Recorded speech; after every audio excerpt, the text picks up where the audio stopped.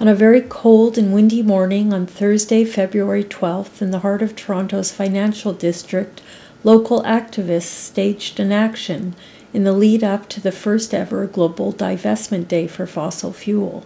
Among the first of some 400 political actions planned around the globe. Across Canada, across the United States, across the world, people are pushing investors, especially public institutions and large investors, to divest from fossil fuel companies. It took place at the 9:30 a.m. opening of the Toronto Stock Exchange.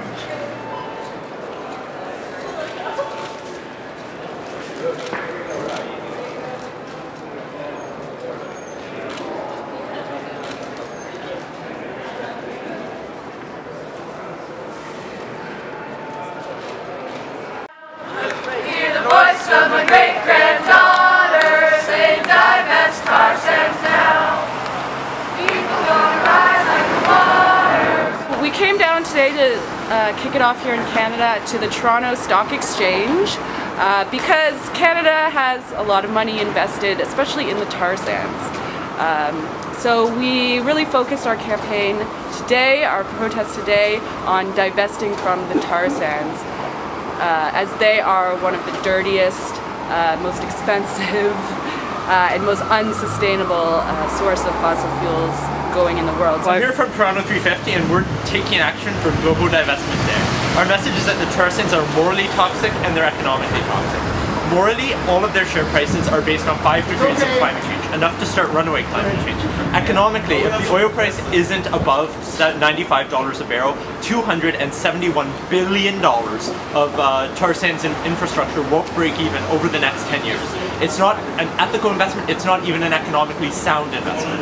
So our message is that we have to take power away by hitting them where it hurts and be the smart money and get out of the tar sands. Yes.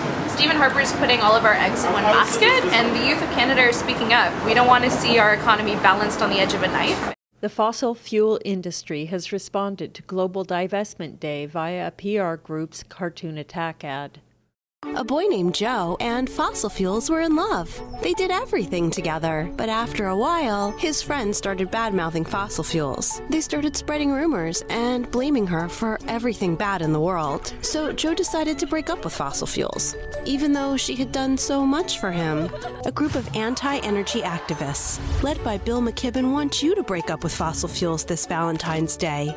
But breaking up is hard to do when fossil fuels make most things in life possible. Fossil fuels provide 80% of our energy. We know that this is going to be a difficult transition, and that's why we need to start doing it today. We know that we need to reduce greenhouse gas emissions by 80% within the next 20, 25, 30 years in order to avoid dangerous climate change limits, in order to keep global warming under that 2 degrees Celsius that every country in the world has agreed is a dangerous limit that we should not pass. The activists had some investment advice for businesses, banks, stockholders, and the government. A huge amount of Canada's economy is based in the tar sands, and this is just not a sustainable way for this country to move forward. So we're here to let them know that it's time to change towards a sustainable future. This year, renewable energy jobs surpass jobs provided by the oil sands, and that should speak in and of itself.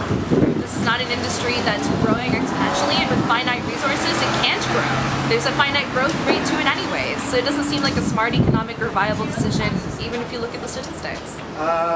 And moreover, the tar sands are only 2% of Canada's economy, and they're supported by massive subsidies from the federal government. If we just leveled the playing field for renewable energy, it would outcompete the tar sands right away and produce more jobs, something in the factor of like 6 or 8 times more jobs per dollar invested.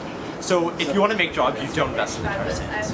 You know, when even institutions like the International Monetary Fund, the IMF, are calling for nations, for states, for federal governments to stop subsidizing the fossil fuel industry, you know it's time for that to happen. Invest in our future, not in pollution. Put your money in the solution. Invest in the future, not in... This is Kathleen Maitland-Carter reporting from Toronto for the Real News Network.